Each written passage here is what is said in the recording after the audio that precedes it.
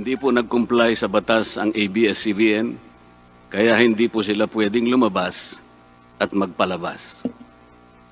Those opposing the franchise application of ABS CBN will show with clear and convincing evidence that ABS CBN did not comply with the terms and conditions of its franchise, as well as our laws and the Constitution. In fact, they will show in the succeeding hearings of the Committee on Legislative Franchises that ABS CBN deliberately and with impunity violated the conditions of its legislative franchise and more so of our laws and the Constitution. Matagal na po kasi ang mga aligasyong ito. Hindi mamatay-matay, lumulutang sa internet, nasa labi ng mga Pilipino. Hindi seryosong binigyan ng pansin. Bakit po? Tikom ang bibig ng may kakayahang magsiwalat nito dahil takot sa maimpluwensyang network na kayang sirain ng tao, kandidato man o hindi. Salamat at ganap na nanindigan si Speaker Alan Peter Cayetano at hindi inalintana ang mga tuligsa sa kanya at pinayagan niya na magkaroon ng patas, bukas at malawak ang pagdinig sa mga aligasyong ito katulad ng nagaganap sa araw na ito. Ang banggit nga po sa John 8:32 ay ganito, "And you will know the truth, and the truth will set you free." Violation of the Constitution. Number 1, franchise is longer than 50 years. Hindi na po dapat pa yung pagre-renew ng prangkisa ng ABS-CBN. Dapat na pong isara ang pinto para sa kanila. Bakit po? Because the ABS-CBN has been using the airwaves for more than 50 years. 53 years today, to be exact.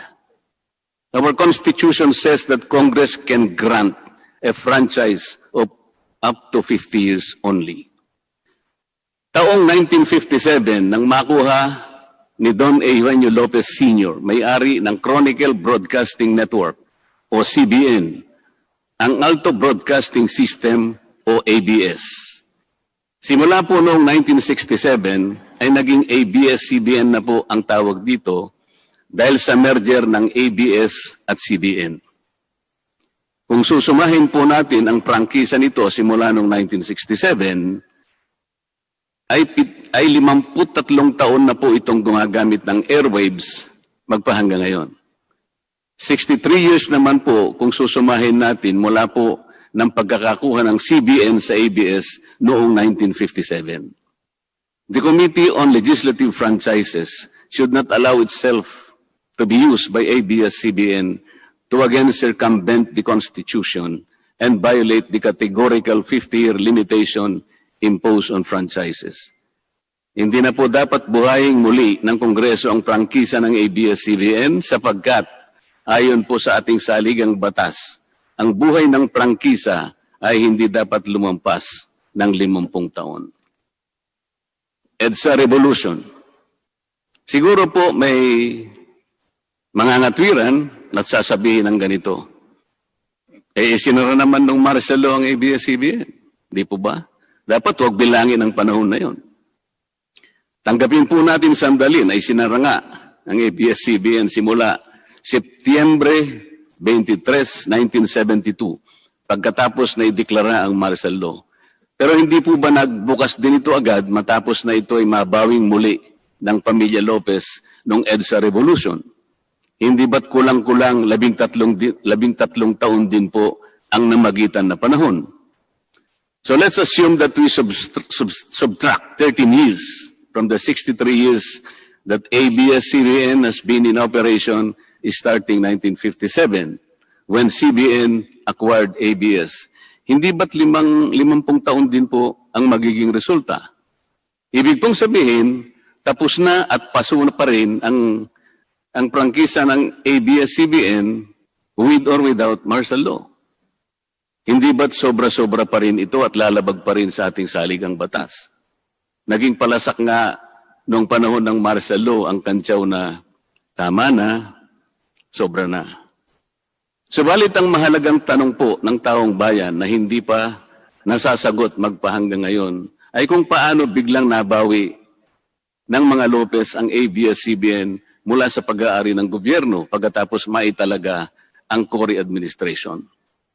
Sinulatan po noon ni dating Senador Lorenzo Tanyada ang Presidential Commission on Good Government na isoli na sa mga Lopez ang ABS CBN kahit may arbitration pang nagaganap sa pagitan ng pamahalaan at ABS CBN.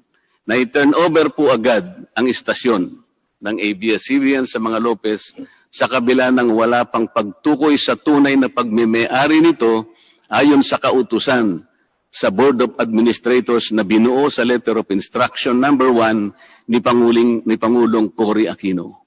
Sa ngayon po ay wala man lang mailabas na papeles tungkol dito ang PCGG. Nagbayad po ba ang ABS-CBN sa Administrasyong Cory Aquino? Nag-public bidding po ba? Bakit tila ura-urada at habang magulo pa ang lahat dahil katatapos lang ng EDSA Revolution, ay biglang napasakamay na muli ng mga Lopez ang ABS-CBN? Nakabatay po ba ito sa batas? Hindi po ba dapat sagutin ng ABS-CBN ang mga tanong na ito upang mapanagot po ang dapat na managot kung meron man? Foreign ownership. Puntahan naman po natin ang muling pagbubukas ng ABS-CBN noong 1986. Pati po kasi noong panahon yun ay may paglabag na rin sa ating saligang batas. Ano po kaya yon? Dahil Amerikano at hindi Pilipino ang may-ari at namahala sa ABS-CBN na mariing ipinagbabawal ang saligang batas. Congress should deny the franchise application of ABS-CBN for its clear violation of the Constitution, requiring 100% Filipino ownership and management of mass media companies. ABS-CBN's former president, Mr. Eugenio Gaby Lopez III, was an American citizen when he took the helm of the company in 1986 as director, then president, and then chairman in the later years. It was only in 2000 that he petitioned for recognition of Filipino citizenship and was issued a certificate of recognition as a Filipino citizen in 2002. At kahit sabihin po natin wala na ngayon sa management ang ABS-CBN si Ginoong Gaby Lopez, nagpatuloy pa rin ba sa paglabag sa saligang batas ang ABS-CBN? Opo.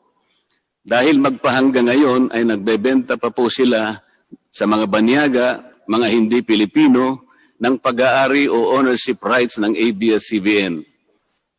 Through an intricate web of corporate layering, ABS-CBN lets non-Filipinos to own its common shares through the issuance of Philippine Depositary Receipts o PDRs.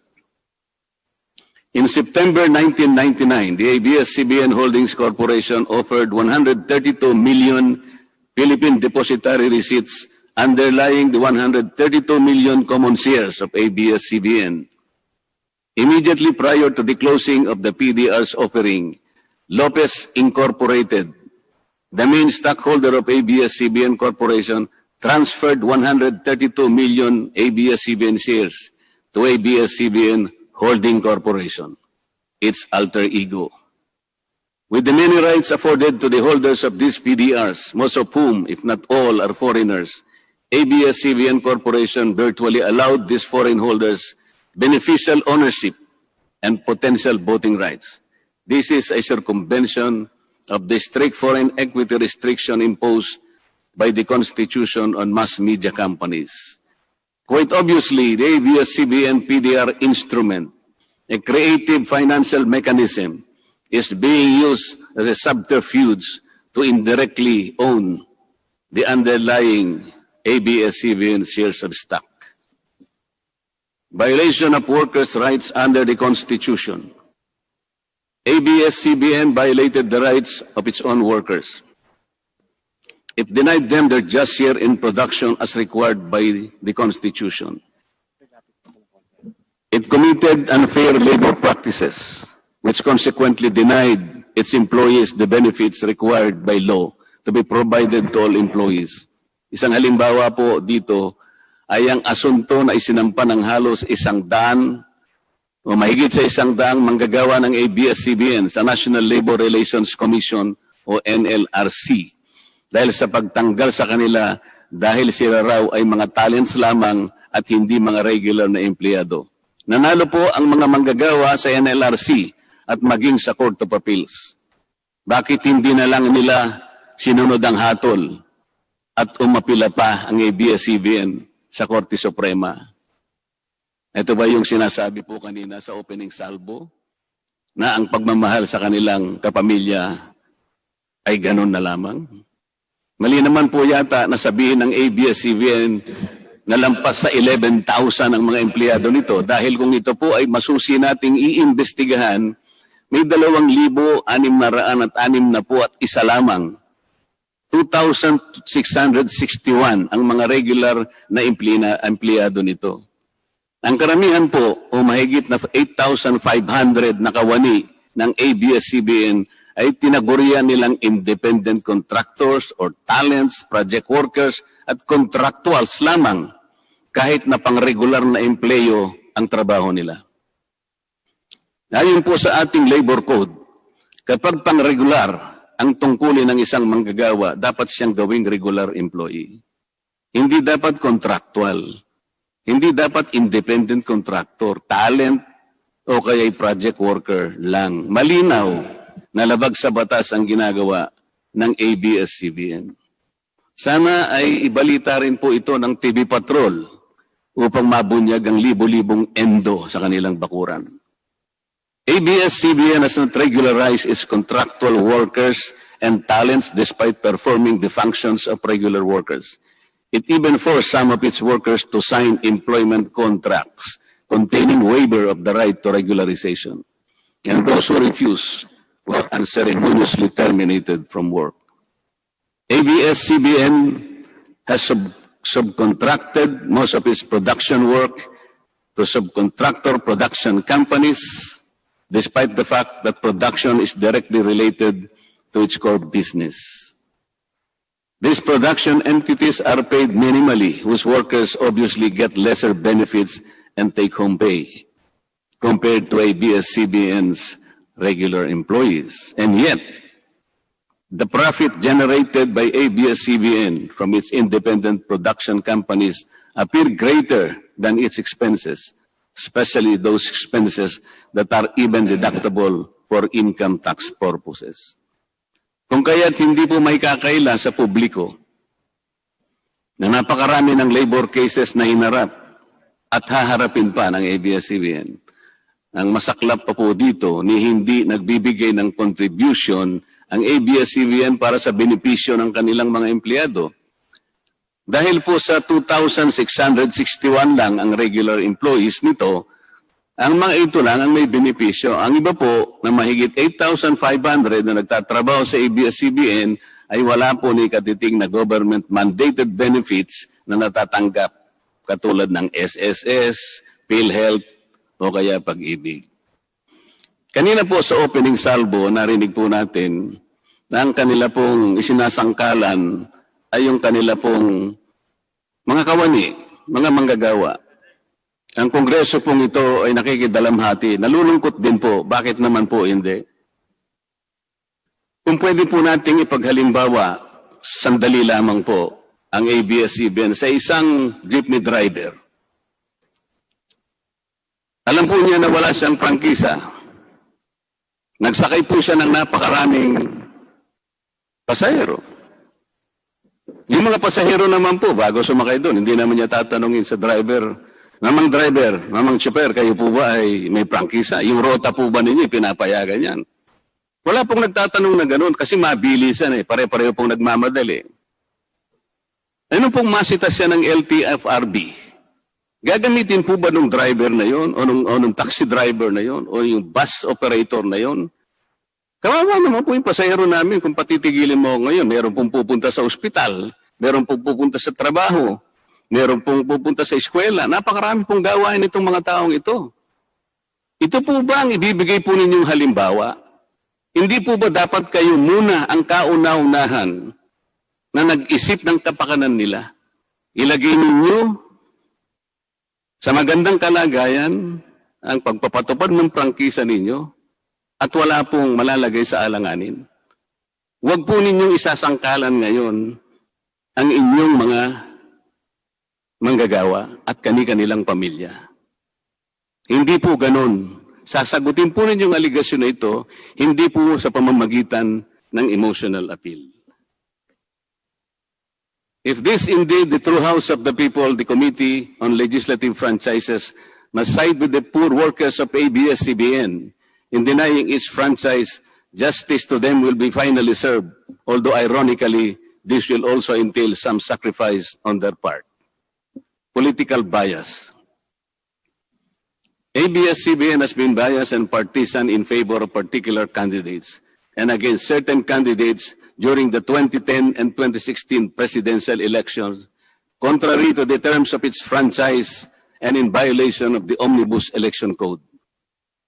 Hindi naman po lingid sa kalaman ng marami, kung hindi man lahat, kung paano naging pro Noynoy Aquino ang ABS-CBN noong 2010 at pro Grace po at Lenny Robredo naman noong 2016. It is also a matter of record that ABS-CBN failed to air some of President Duterte's political advertisements during the 2016 campaign period, despite receiving the payment for said political ads. Ang masakit po dito, kung hindi pa sila pinigilan ng korte sa pamamagitan ng isang TRO, ay nakahanda na palang ipalabas ng ABS-CBN sa bisperas mismo ng pagtatapos ng campaign period ng 2016 presidential elections. Ang mga anti-Duterte advertisements na binayaran ng isang dating senador. Sinadya ang timing para hindi bigyan ng pagkakataong makasagot pa si Mayor Duterte na noon ay kandidato bilang presidente. Mabuti na lamang at napahinuhod ng ang korte ng petisyon ni Speaker Alan Peter Cayetano na noon po ay Vice Presidential Candidate ni Pangulong Duterte at dagliang nag-issue ng TRO ang korte sa ABS-CBN. It is now a public knowledge that President Rodrigo Duterte and Speaker Alan Peter Cayetano expressed their disappointments over ABS-CBN's unfair reportings and meddling in previous elections. For those opposing the franchise application, hindi na po dapat payagan ng ABS-CBN na muling pakialaman ang politika sa ating bansa.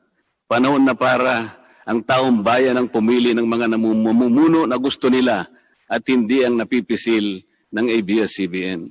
Paalala lang po sa ABS-CBN, you are a broadcasting company, not a political kingmaker. Either you play ball or you play fair. Multiple channels in one franchise. Mga kababayan, inabuso po ng ABS-CBN ang kanilang prangkisa. Sa hindi nila may paliwanag na dahilan o maaari namang sinadya na gamitin ang kanyang prangkisa para sa isang channel lamang, pero gumamit pa ng ibang prangkisa ng telekomunikasyon na hindi naman pang broadcast upang mas kumita at makapagbenta sa pamamagitan ng maraming channels. ABS-CBN violated the terms and conditions of its franchise by offering its TV Plus boxes for a one-time fee but using the free-to-air signal authorized in the franchise granted by Congress at no cost to ABS-CBN. Tubong lugaw, ika nga. That this practice of ABS-CBN without permission from Congress or the National Telecommunication Commission is killing the cable industry, which depends on monthly-based subscription of its clientele. At bukod po sa pagbebenta ng TV Plus box sa publiko, sa Kapamilya Box Office Channel na nakapaloob dito, ay nagawa pang maningil ang ABS-CBN sa bawat pelikulang gustong mapanood ng publiko sa KBO Channel. Ibinenta na nga ang TV Plus box, ibinenta pa rin ang mga palabas na pwedeng mapanood sa TV Plus box. Dobleng tubong lugaw na po ito. Hindi po saklaw ang mga ito sa prangkisa na ipinagkaloob ng Kongreso sa ABS-CBN.